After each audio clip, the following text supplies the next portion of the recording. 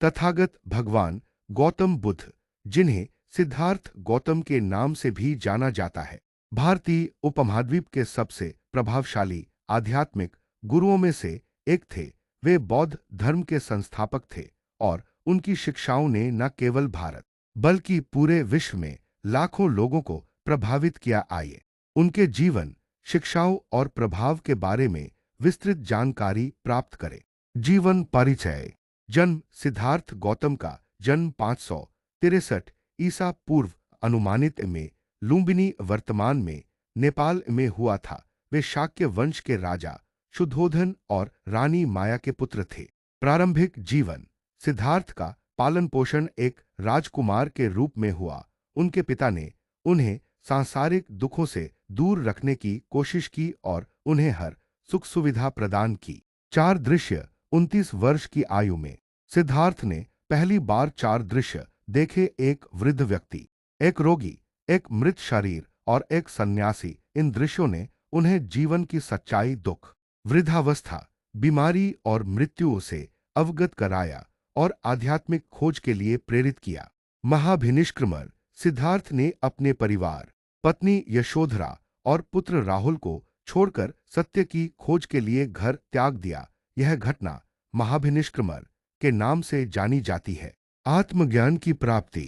तपस्या। सिद्धार्थ ने कई वर्षों तक कठोर तपस्या की और विभिन्न गुरुओं से शिक्षा ली, लेकिन उन्हें संतुष्टि नहीं मिली। उन्होंने अति कठोर तप को भी अस्वीकार कर दिया।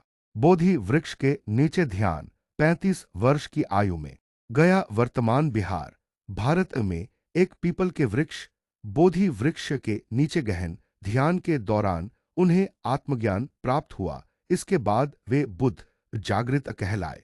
तथागत। आत्मज्ञान के बाद वे तथागत कहलाए, जिसका अर्थ है जो सत्य को प्राप्त कर चुका है या जो वास्तविकता को समझ गया है। पूर्ण विराम।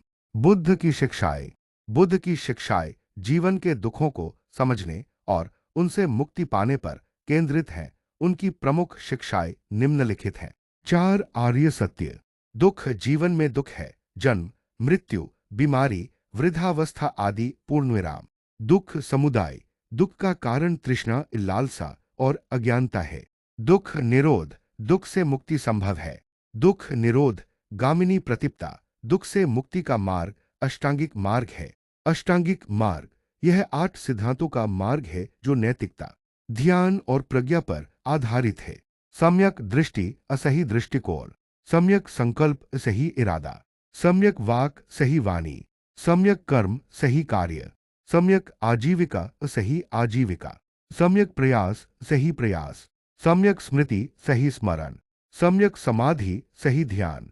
अनित्य, अनात्मा और दुख। बुद्ध ने सिखाया कि सभी चीजें अनित्य, अस्थायी हैं। आत्मा का कोई स्थायी स्वरूप नहीं है, अनात्मा। और जीवन में दुख स्वाभाविक है। करुणा और अहिंसा। बुद्ध ने सभी प्राणियों के प्रति करुणा और अहिंसा पर जोर दिया।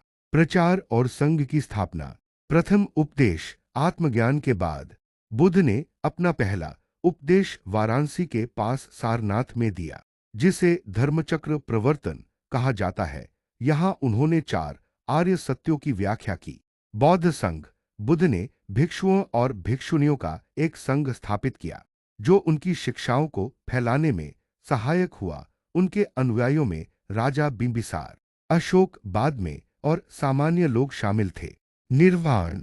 महापरिनिर्वाण 80 वर्ष की आयु में 483 ईसा पूर्व अनुमानित में कुशीनगर, वर्तमान उत्तर प्रदेश, भारत में बुद्ध ने अपना शरीर त्याग दिया। इसे महापरिनिर्वाण कहा जाता है, जो पूर्ण मुक्ति का प्रतीक है।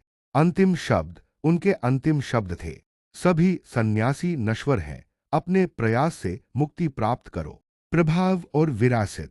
बौद्ध धर्म का प्रसार। बुद्ध की मृत्यु के बाद उनके शिष्यों और सम्राट अशोक जैसे शासकों ने बौद्ध धर्म को भारत से बाहर श्रीलंका, तिब्बत, चीन, जापान, कोरिया और दक्षिण पूर्व एशिया तक फैलाया। साहित्य। बुद्ध की शिक्षाएं त्रिपिटक, विनय पिटक, सूत्र पिटक, अभिधम्म पिटक में संकलित हैं, जो पाली भाषा में लिखे गए हैं। प्रतीक। बोधि वृक्ष, धर्मचक्र और बुद्ध की मूर्तियां उनकी शिक्षाओं के प्रतीक हैं।